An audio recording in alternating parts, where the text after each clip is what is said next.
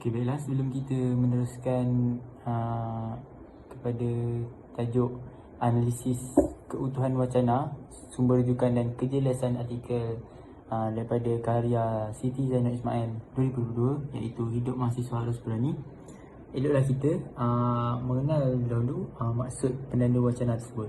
Okey, baiklah. Menurut Asma Haji Omar 1982, menegaskan bahawa wacana ialah unit bahasa yang melebihi batas ayat. Di dalamnya memperlihatkan hubungan-hubungan dan perkembangan fikiran yang berturutan seperti ayat, sejumlah ayat, suraian, perenggan, bab, buku, novel, cerpen, cerita, dialog, siri buku dan sebagainya. Menurut beliau lagi, wacana tidak mempunyai satu-satu jenis ayat yang terdiri dengan utuhnya tanpa dipengaruhi oleh proses-proses kelahiran ayat. Ini membawa maksud bahawa ayat yang selalu didapati dalam struktur dan sistem secara tutur. Seterusnya, membezakan ayat sistem daripada ayat wacana. Ayat sistem adalah ayat atau tutur yang dikeluarkan dan diasingkan dari konteks wacana. Sedangkan ayat wacana yang juga disebut ayat teks adalah ayat yang betul-betul terdapat dalam wacana teks dan wacana lisan. Baiklah, seterusnya saya akan menerangkan tentang maksud setiap subtopik yang kita pelajari pada hari ini, iaitu yang pertama sekali adalah keutuhan wacana. Okey, keutuhan wacana merupakan suatu bahasa yang terlengkap dan tertinggi yang berkesinambungan, iaitu mempunyai awal dan akhir yang disampaikan secara lisan ataupun bertulis. Menurut Nisafah Karim 2003, wacana ialah gabungan beberapa ayat yang membentuk kekuatan yang utuh dalam teks. Okey, seterusnya maksud pada penanda wacana. Penanda wacana merupakan penghubung ayat ataupun perkakasan linguistik yang berfungsi untuk menghubungkan idea. Yang seterusnya adalah sumber rujukan. Rujukan merupakan sumber yang dinyatakan di dalam sesebuah penulisan, sama ada daripada petikan kata-kata tokoh atau teks yang diambil dari mana-mana jurnal dan sebagainya. Rujukan ini bertujuan untuk mengukuhkan lagi sesebuah penulisan serta untuk mengelak dari berlakunya plagiat. Apa itu keutuhan wacana? Keutuhan wacana adalah penting dalam menentukan sama ada wacana itu berkualiti tinggi ataupun tidak. Kualiti keutuhan wacana ini ditekankan kerana kualiti inilah yang memutuskan sama ada kesatuan tersebut boleh dipanggil wacana atau hanya sekumpulan ayat yang tidak teratur. Baiklah, seterusnya kita akan tengok kepada konsep keutuhan wacana, di mana yang pertama ialah keutuhan semantik. Semantik adalah kajian yang makna perkataan, frasa dan ayat dalam bahasa. Yang kedua ialah keutuhan leksikal. Keutuhan leksikal ialah idea keutuhan leksikal dihubungkan dengan pemilihan dan penggunaan kata-kata yang sesuai dengan mesej yang disampaikan. Yang ketiga, keutuhan gramatikal. Gramatikal adalah istilah yang dikaitkan dengan konsep nahwu atau tata bahasa. Yang keempat ialah keutuhan fonologi. Fonologi boleh diperhatikan dari segi bunyi yang merangkumi hentian suara, nada dan intonasi. Baiklah, yang pertama ialah keutuhan semantik. Terdapat aplikasi keutuhan semantik yang jelas dalam kesusasteraan Siti Zainal Ismail 2022. Menurut Siti Hajar Abdul Aziz 2009, semantik adalah bidang kajian mengenai aspek makna dalam bidang linguistik dan lebih khusus lagi, sebahagian daripada bidang kajian tata bahasa yang merujuk kepada kajian yang melibatkan struktur dalam bahasa seperti aspek fonologi, morfologi dan kajian sintaksis. Terdapat keutuhan semantik pada perenggan kelima yang menyatakan hubungan di antara sebab dan akibat kepada para pembaca. Yang ayatnya ialah kami berjalan kaki ke arah Gunung Merapi. Keringat basah sudah mengguyur. Tapak kaki sudah berdenyut, hampir menepasi kawasan kampus Gajah Mada. Penulis menjelaskan bahawa mereka telah berjalan kaki beramai-ramai ke gunung berapi dan mereka kebasahan. Kaki terasa sakit serta berdenyut-denyut. Keutuhan semantik yang kedua ialah pada perangan ke-70, penulis telah menunjukkan keutuhan semantik dalam penulisannya. Seperti ayatnya ialah kami akan dimasukkan ke bilik gelap. Terpapar bayang mengerikan, terjadilah si penakut. Ayat ini menerangkan penulis dan yang lain diletakkan di dalam ruang yang suram. Akibatnya orang yang takut akan menjerit apabila mereka melihat bayang-bayang yang menakutkan. Baiklah, yang kedua ialah keutuhan fonologi. Dan keutuhan fonologi ini terdapat dalam perenggan kelima, di mana penulis bijak menggunakan tanda baca seperti tanda soal dan laras bahasa. Sebagai contoh, penulis bermonolog dengan diri sendiri. Pada baris ke-20, beliau telah meluahkan isi hatinya tentang cabaran yang dihadapi semasa menjadi mahasiswa yang baharu. Selain itu, penulis juga meluahkan rasa sedih. Beliau dalam artikel dengan ayat, "Teraan apa ini?" Di mana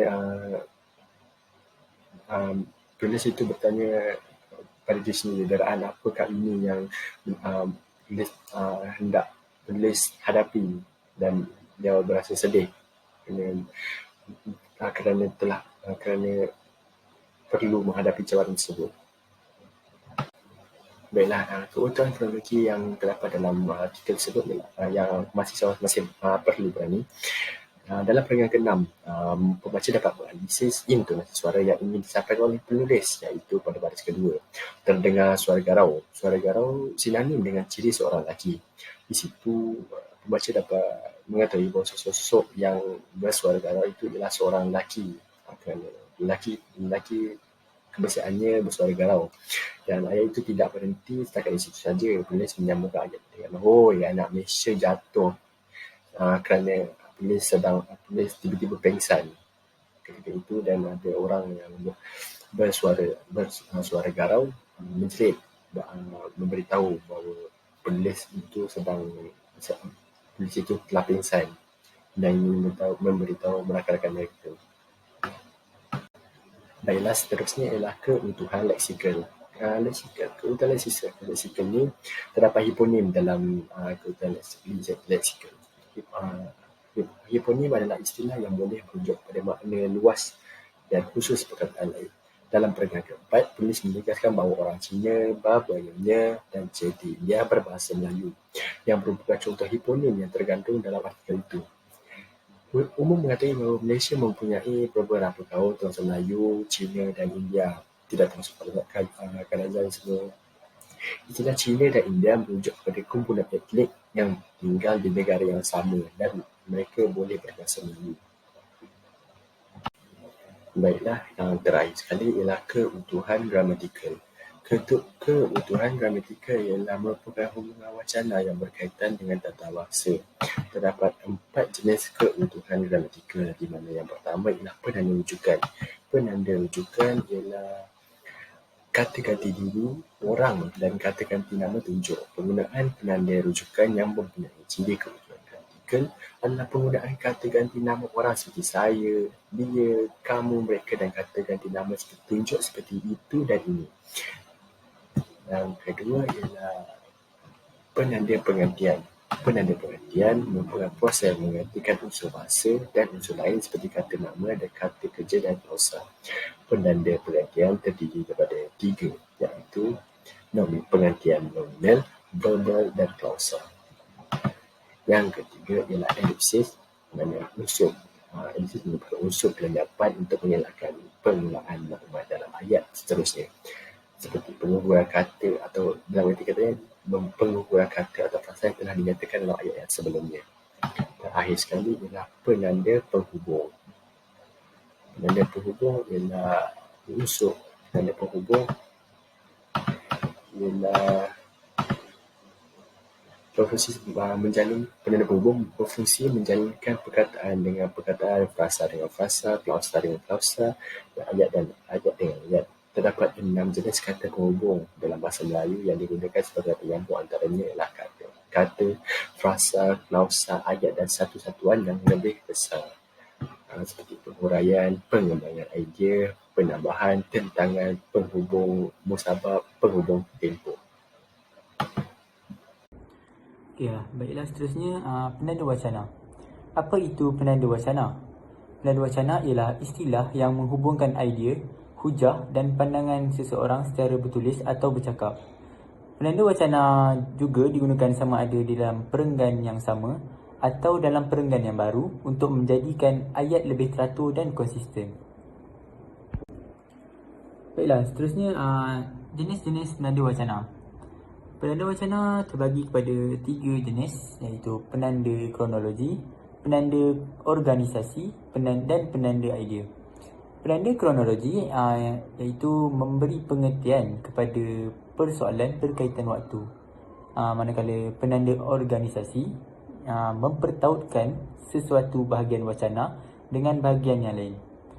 Yang terakhir sekali, penanda idea, iaitu menghubungkan antara fakta dengan fakta dan idea dengan idea. Baiklah, yang kita akan tengok pada penanda kronologi tempoh. Menurut artikel Siti Zainal Ismail 2022, terdapat banyak penanda kronologi tempoh. Salah satunya adalah kronologi tempoh. Penulis menggunakan penanda wacana kronologi tempoh dalam perenggan pertama, iaitu 2 hari sebelum itu, untuk mengimbas kembali peristiwa pendaftaran mahasiswa baru. Selain itu, pengelolaan kronologi tempoh yang lain terdapat pada perenggan ke-7, hari kedua. Hari kedua itu ialah penanda kronologi tempoh di mana penulis menyatakan bahawa hari kedua tersebut beliau kelihatan gembira, beliau kelihatan berwajah lebih ceria dari yang sebelumnya. Sebagai kesimpulan, penanda kronologi tempoh ini dapat menjelaskan kepada pembaca urutan masa dalam setiap fasa cerita. Baiklah, yang seterusnya kita akan tengok pada penanda kronologi tambahan. Yang pertama, terdapat di dalam artikel yang diberikan, penulis menggunakan kronologi tambahan pada perenggan ke-10, iaitu di mana seperti yang telah ditunjukkan ialah ayat di mana malah dan kuliah rasmi ini juga kami wajib lulus dan juga harus memilih esei pada 10 halaman. Beliau menggabungkan antara kuliah rasmi ini mereka perlu lulus dan juga perlu menulis esei 10 halaman. Dia menggabungkan 2 perkara dalam satu ayat menggunakan penanda kronologi tambahan. Baiklah, yang ketiga ialah kronologi musabah. Menurut artikel yang diberikan juga, penulis menggunakan kronologi musabah dalam ayatnya pada perenggan ke-13. Penggunaan kronologi ini ialah seperti yang telah diberikan, ialah Jogja memangkan kota seniman. Pelukis ini mendirikan rumah sebagai sanggar atau galeri yang dapat dilawati agar. Di mana agar ini merupakan penanda kronologi musabah kerana penulis memberikan sebab kenapa pelukis ini menjadikan rumah mereka sebagai sanggar atau galeri. Jadi penulis memberi sebab kepada pembaca mengapa pelukis ini menjadikan rumah mereka sebagai sanggar atau galeri, supaya agar karya seni mereka tetap ditata dan dijual. Baiklah, yang akhir sekali ialah penanda kronologi tentangan. Kronologi penentangan ini menurut Sampai Karim 2009 adalah pautan yang mendedahkan konflik maklumat antara yang baru dan yang sebelumnya dalam wacana yang sama. Dalam konteks artikel telah diberikan, jika hujan remes, baju basah, tetapi kepala dilindungi oleh topi besar di kepala. Tetapi ialah penanda kronologi tentangan di mana jika hujan remes, baju basah. Itu ialah yang baru, yang sebelumnya. Tetapi seterusnya, kepala dilindungi oleh topi besar di kepala. Itu ialah selepasnya. Maka di sini ialah boleh dilihat tetapi itu merupakan penanda kronologi tentangan. Okey, baiklah, kita akan beralih kepada bahagian seterusnya, iaitu kejelasan dalam penulisan. Okey, tujuan kejelasan dalam penulisan ini adalah yang pertama sekali untuk memudahkan pembaca untuk memahami. Yang kedua, mudah untuk pembaca membaca. Yang ketiga, tidak mempunyai peluang untuk ditafsir. Okey, ciri-ciri kejelasan dalam penulisan. Yang pertama sekali, penggunaan bahasa yang formal. Yang kedua, penulisan yang jelas. Dan yang terakhir, perkembangan idea secara logik dan yang berkonsepkan, koheren dan kohesif. Menurut Awang Sarian 1992 menyatakan bahawa pada dasarnya bahawa karangan yang lengkap harus terdiri daripada 3 komponen utama, iaitu pendahuluan, badan karangan dan penutup. Okey, baiklah, kita akan pergi kepada pendahuluan. Apa yang perlu ada dalam pendahuluan? Yang pertama sekali, perkenalkan isu atau persoalan yang jadi judul dalam penulisan. Seterusnya, gaya penulisan yang menarik, bertenaga dan memberangsangkan minat pembaca. Okey, selanjutnya kita balik kepada badan karangan. Perkembangan dan bicara judul yang jadi fokus penulisan secara terperinci. Dalam badan karangan, kita juga akan mengutarakan fakta, pandangan, ulasan, pendapat dan contoh. Baiklah, yang terakhir sekali kita akan pergi kepada penutup. Apa yang perlu ada dalam penutup? Penutup bertujuan adalah untuk merumuskan isi yang telah dipersembahkan dan ada hubungan dengan jenis penulisan.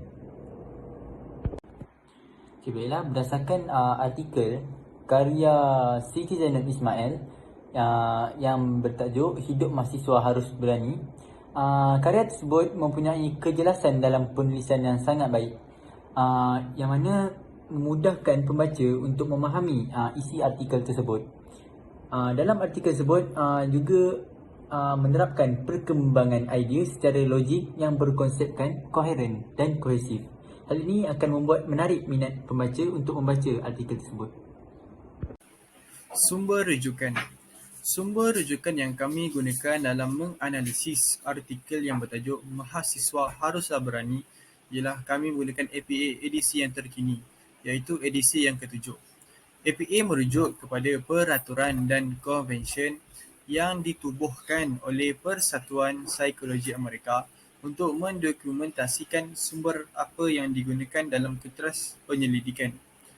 Gaya APA memerlukan kedua-dua dibuktikan teks dan senarai rujukan. Untuk setiap penanda rujukan, perlu ada rujukan sepenuhnya dalam senarai rujukan dan begitu juga sebaliknya. Peranan APA. Yang pertama, mengelak berlakunya aktiviti plagiarism. Plagiarism bermaksud mengambil kata-kata daripada petikan penulisan orang lain tanpa memberikan kredit. Yang kedua, menunjukkan kesahihan sesuatu petikan. Ini bermaksud menunjukkan bukti di mana di mana kenyataan yang dinyatakan itu berasal. Yang ketiga, sebagai asas dalam membuat rujukan. Ini kerana elemen ini sangat penting di akhir sesuatu penulisan. Sitasi. Sitasi dikatakan sebagai referensi kepada sumber yang dipublikasikan maupun tidak dipublikasikan. Menurut Diana Hackett dan Nancy Somers, sitasi adalah cara yang digunakan untuk menghargai peneliti dan penulis lain ketika seseorang menggunakan karya mereka dalam karya tulis anda. Ini bermaksud, sebagai contoh, seseorang mengambil pandangan penulis lain seperti contoh macam Nick Safia Karim maupun Zabah dalam penulisan mereka. Jadi mereka perlu memberi kredit, iaitu ini dikatakan sitasi. Yang pertama, jika penulis seorang atau dua orang, maka sitasi hanya ditulis seperti APA edisi ke-6. Namun, jika penulis lebih daripada 2 orang, iaitu 3 orang, 4 orang maupun 5 orang, maka sitasi perlu ditulis PTAL selepas penulis yang pertama, mengikut APA edisi terbaru iaitu edisi yang ke-7.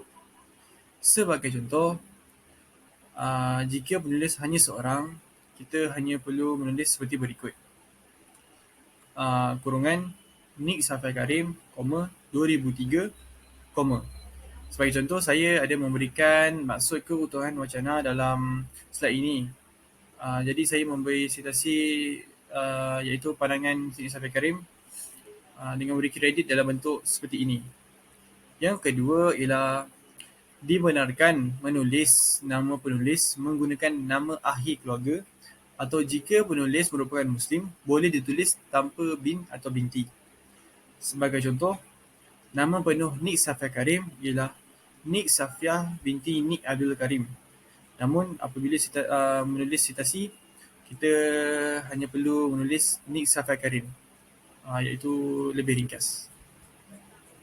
Sitasi dalam mengambil petikan ayat secara langsung terbagi kepada dua cara penulisan yang berbeza. Yang pertama mengikut aspek 40 atau kurang daripada 40 patah perkataan. Yang kedua ialah lebih daripada 40 patah perkataan. Sebagai contoh, saya akan menerangkan mengenai aspek 40 atau kurang daripada 40 patah perkataan terdahulu.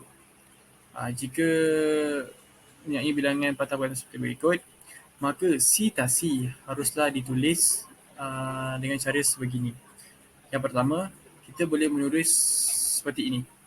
Menurut Siti Hajar Abdul Aziz 2009, semantik adalah bidang kajian mengenai aspek makna dalam bidang linguistik dan lebih khusus lagi, sebahagian daripada bidang kajian tata bahasa yang merujuk kepada kajian yang melibatkan struktur dalam bahasa seperti aspek fonologi, morfologi dan kajian sintaksis. Cara yang kedua pula kita boleh gunakan ialah seperti ini. Kita menyatakan dahulu pandangan tokoh tersebut. Jadi seperti ini. Semantik adalah bidang kajian mengenai aspek makna dalam bidang linguistik dan lebih khusus lagi, sebahagian daripada bidang kajian tata bahasa yang merujuk kepada kajian yang melibatkan struktur dalam bahasa seperti aspek fonologi, morfologi dan kajian sintaksis. Dan kita perlu menyatakan siapa tokoh yang menyatakan tersebut di akhir pandangan tersebut dengan menulis seperti ini: kurungan Siti Hajar Abdul Aziz, 2009, kurungan semula.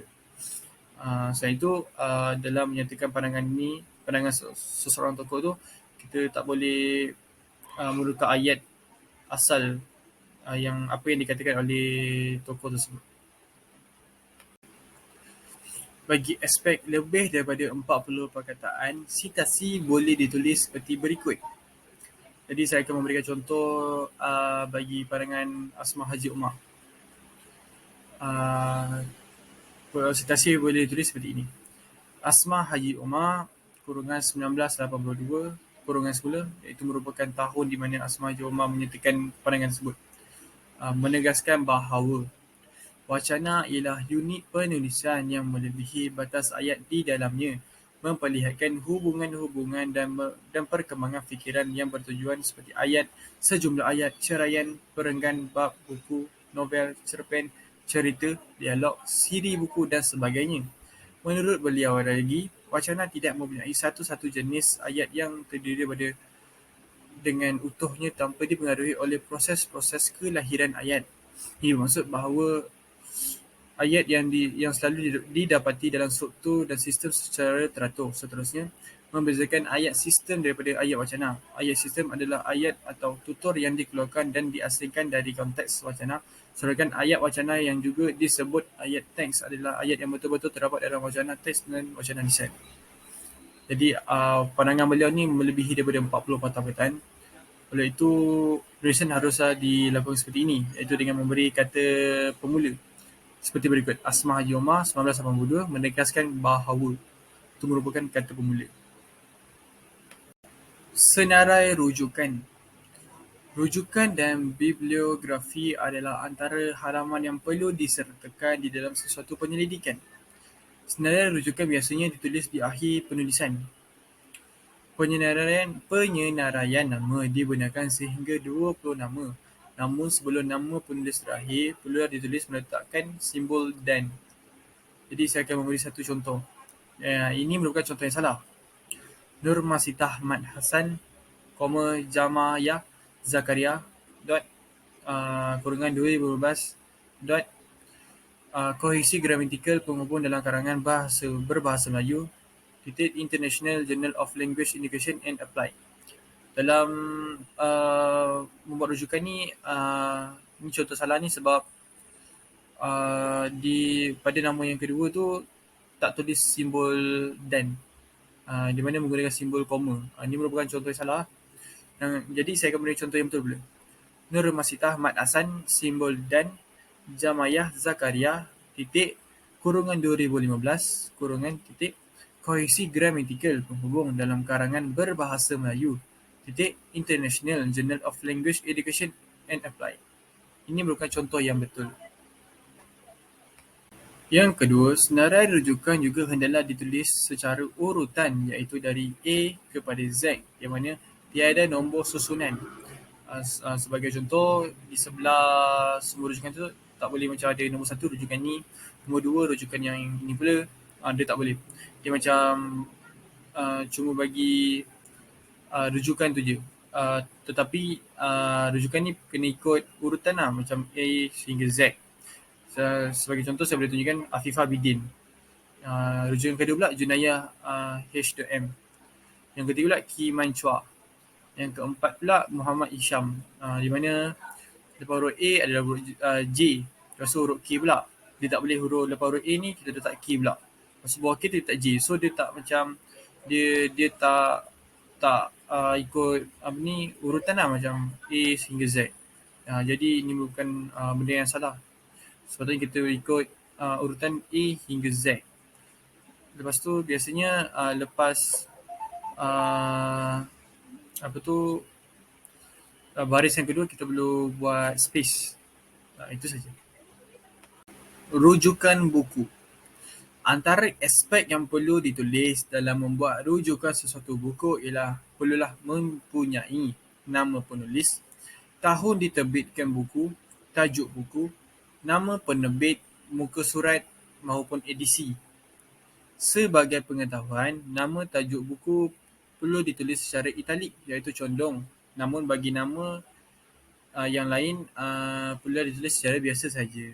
Sebagai contoh, saya akan memberi contoh yang salah dan contoh yang betul bagi menulis rujukan buku. Jadi contoh yang betul ialah Junayah H.M dan E. Zainal Arifin, kurungan 2010, kurungan semula, keutuhan wacana, Gerasindo. Keutuhan wacana ini merupakan nama, iaitu tajuk buku lah. Jadi perlu ditulis secara italik. Junayah H.M dan E. Zainal Arifin merupakan nama penulis. 2010 merupakan tahun diterbitkan buku. Gerasindo merupakan nama penerbit. Jadi ini merupakan satu bentuk penulisan rujukan yang betul. Bagi penulisan rujukan yang salah pula seperti ini. Junayah H.M dan E. Zainal Arifin, kurungan 2010, kurungan, keutuhan wacana, Gerasindo. Ini contoh yang salah pula sebab keutuhan wacana tu dia tak buat italik, iaitu merupakan kena condongkan ayat tu lah, iaitu merupakan tajuk buku. Rujukan artikel jurnal. Antara aspek yang perlu ditulis dalam membuat rujukan sesuatu jurnal ialah mempunyai nama penulis, tahun diterbitkan artikel, tajuk artikel, nama jurnal dan volume serta muka surat. Strukturnya lebih kurang sama dengan rujukan buku, tetapi ada tambahan dari segi nama jurnal dan volume maupun muka surat. Sebahagian pengetahuan, nama, tajuk artikel dan volume perlulah ditulis secara italik, iaitu condong. Namun bagi nama yang lain ditulis secara biasa. So, sebagai contoh, saya akan memberi contoh yang betul dan contoh yang salah bagi penulisan rujukan bagi artikel jurnal. Bagi contoh yang betul ialah Muhammad Isham Halia dan A.B. Razak A.B. Karim, kurungan 2019, kurungan, kohesi dalam warkah sosial Melayu abad ke-17 hingga ke abad ke-19, jurnal bahasa 19, kurungan 1, kurungan, 139 hingga 168. Dalam penulisan ni, Muhammad Isham Halia dan Abdul Razak Abdul Karim merupakan penulis bagi artikel ini. Yang kedua, 2019 pula merupakan tahun di mana terbitnya artikel Kohesi dalam Waraka Sosial Melayu abad ke-17 hingga ke abad ke-19 merupakan tajuk bagi artikel. Jurnal Bahasa Melayu merupakan nama jurnal. 19-1- merupakan volum. Jadi kohesi dalam Waraka Sosial Melayu abad ke-17 hingga ke abad ke-19, Jurnal Bahasa Melayu 19-1- merupakan benda yang perlu dicondongkan iaitu italik supaya penulisan rujukan ini merupakan dalam bentuk yang betul. Bagi bentuk yang salah, seperti yang penulisan yang kedua tu, yang saya ada membuat tanda salah. Dia salah sebab kohesi dalam Warkah Sosial Melayu abad ke-17 hingga ke abad 19, titik Jurnal Bahasa Melayu, 19-1, semula dia italikkan, iaitu merupakan tajuk artikel, nama jurnal dan juga volum, iaitu edisi. Rujukan bahan dalam talian. Bagi APA edisi yang ke-7, tidak lagi ada penggunaan retrieve atau dengan bahasa mudah dipanggil dipetik dan dipetikan. Namun hal ini digantikan dengan menyatakan laman web sahaja. Dalam menulis rujukan bahan dalam talian, nama penulis dan tahun diterbitkan perlulah jelas dinyatakan, kerana jika tidak dinyatakan, ia tidak digalak untuk dijadikan rujukan yang ilmiah. Dalam menulis rujukan bahan talian, kita hendaklah mempunyai beberapa aspek seperti nama penulis, tahun diterbitkan, nama tajuk dan laman web bahan. Jadi, saya akan memberi contoh penulisan rujukan bahan dalam talian bagi aspek nota dan slide kuliah dengan cara yang betul. Iaitu Afifah Bidin _7 Mac 2015 wacana penulisan PowerPoint slide slide share dan laman web bagi nota tersebut. Ini merupakan penulisan yang betul kerana menyatakan nama web bagi nota itu dan tidak menggunakan edisi yang terlama iaitu menggunakan retrieve. Bagi nota atau slide, kita perlu menyatakan PowerPoint slide dan slide share. Bagi contoh yang salah pula, di mana yang kedua tu dia tak nyatakan laman web. Jadi dia tak memenuhi syarat bagi membuat rujukan. Selain itu, jika tahun terbit tiada, maka perlulah ditulis seperti berikut. Quratul Ayuni N D wacana pandangan tokoh dan menyatakan laman web. D tu bermaksud no date. Jadi kita perlu tulis seperti berikutlah untuk menyatakan bahawa tiada tahun terbit. Bagi contoh yang salah pula, semua struktur dia dah ikut kecuali dia tak nyatakan no date tersebut. Itu membuatkan penulisan rujukan tu salah. Itu sahaja pemandangan daripada kumpulan kami yang terdiri daripada saya, Muhammad Azamuddin, dan rakan saya Syafiq Ashraf serta Hazrul Faiz. Harap pemandangan kami ini memberi manfaat kepada semua orang. Itu sahaja. Terima kasih.